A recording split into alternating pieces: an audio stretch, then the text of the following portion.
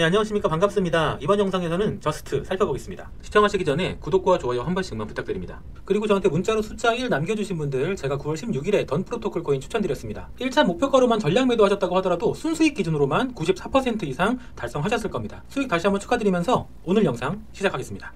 현재 암호화폐 시장은 대부분의 알트코인들이 대장인 비트코인과 몇몇의 메이저 코인들을 그대로 따라서 움직이는 현상이 강하기 때문에 암호화폐 시장의 전체적인 시황을 먼저 읽어야 하는데요. 이번 9월 FOMC는 예상했던 대로 금리 동결로 결과가 나왔습니다. 제롬 파월 연준 의장이 이런저런 이야기들을 많이 했는데 정리해보면 결국 인플레이션 때문에 못 올렸고 안정화되면 올릴 거다. 이게 핵심 내용입니다. 결국 올려야 된다는 겁니다. 한국은행에서도 올해 안에 금리가 인상될 것으로 보고 있는 현재 상황에서 시장에서는 점진적으로라도 인상은 이루어질 것이라는 예측이 많습니다. 그렇게 된다고 하면 암호화폐 시장이 어느 정도일지는 모르지만 한 번은 조정이 올 수밖에 없다. 다만 그 조정폭이 얼마나 될 것이고 거기에 따른 대처는 어떻게 하는 것이 좋은가 라는 문제가 남게 됩니다. 그런데 여기에 한 가지 변수가 있는데요.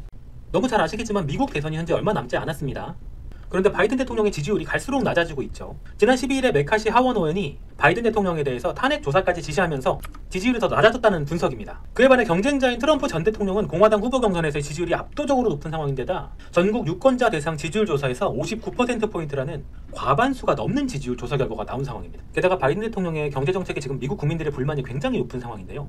이런 시점에 금리까지 인상한다? 바이든 대통령이 재선을 노린다고 한다면 이 상황만큼은 어떻게든 피하고 싶을 것이기 때문에 바이든 정부에서는 어떻게든 금리 동결 쪽으로 압박을 할 수밖에 없다라는 것입니다. 이런 상황에 골드만삭스에서도 11월 금리 인상에 대한 가능성을 낮게 본다는 전망을 내놓았습니다. 그리고 시장에 몇 가지 변수가 있었는데요. 그중에 한 가지 변수로 작용하고 있었던 FTX 자산 매각 신청건이 있었습니다. 한때 코인뿐 아니라 뉴욕 증시에까지 영향을 줄 상황으로 긴장을 했었는데요. FTX 재가동을 위한 입찰이 순조롭게 진행이 되고 있다는 발표가 있었고 다행히 예상했던 것보다는 시장에 큰 혼란은 없었습니다. 그리고 또 한 가지로 마찬가지 변수였던 중국 부동산 개발업체 비구이유안의 파산 위기 사태도 있었는데요. 무디스에서는 중국 비구이유안 신용 등급을 디폴트 수준까지 강등하기도 했습니다. 하지만 회사채 상환 기간을 2026년까지 확보를 하면서 다시 비구이유안의 숨통이 트인 상황이고요. 이러한 부분들이 완전히 해소된 것은 아니라고 할지라도 굉장히 큰 악재가 될 수 있었던 부분을 원만하게 잠재우고 있는 상황이라서 오히려 시장에는 준호재로 작용할 것이라는 예측이 많습니다. 당연히 앞으로도 지켜보아야 하고 해결해 나가야 할 부분들도 분명히 있겠지만 어느 정도 원만하게만 마무리가 되어준다고 한다면 오히려 시장에는 준호재로 작용할 수도 있다는 것이 전문가들의 예측입니다.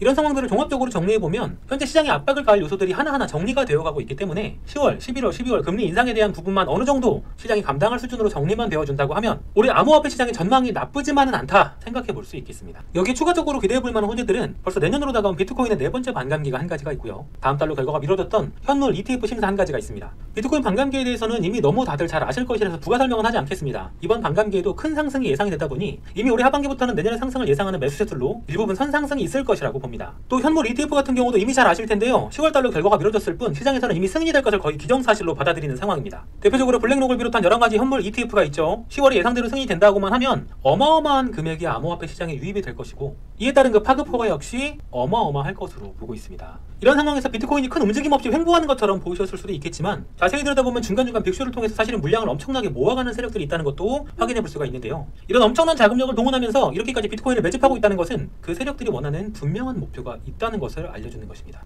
자, 그럼 다가오는 10월 현물 ETF 승인 그리고 연말까지 금리 인상 또는 동결 그리고 비트코인 반감기를 앞둔 선상승까지 예상되는 이런 상황에 과연 어떤 포지션을 잡고 어떤 플랜으로 준비를 해야 하는가 이것이 가장 중요한 점이 아니겠습니까? 지금 비트코인이 힘을 비축하면서 강한 상승 랠리를 이어갈 준비를 하고 있다. 자신있게 말씀을 드리면서 암호화폐 시장의 특성상 대장을 따라가는 알트코인들 역시 이런 상승 랠리에 큰 움직임을 보여줄 수밖에 없다라는 것입니다. 때문에 이러한 때에 알트코인들의 제대로 된 맥점을 잡을 수만 있다면 그동안 잃어버리셨던 금액들은 지난날에 꿈처럼 아득해질 만큼 그야말로 엄청난 수익을 잡을 기회가 왔다는 것입니다. 그래서 제가 구독자 여러분들을 위해서 코인을 언제 사서 언제 팔아야 하는지 매수 맥점들을 잡아드리고요. 또 향후 방향성과 매매 전략을 정리한 것을 무료로 공유해드리겠습니다. 대신 이러한 정보들은 철저하게 우리 구독자님들만 가져가시고 절대로 외부로는 공유 자제 부탁드립니다.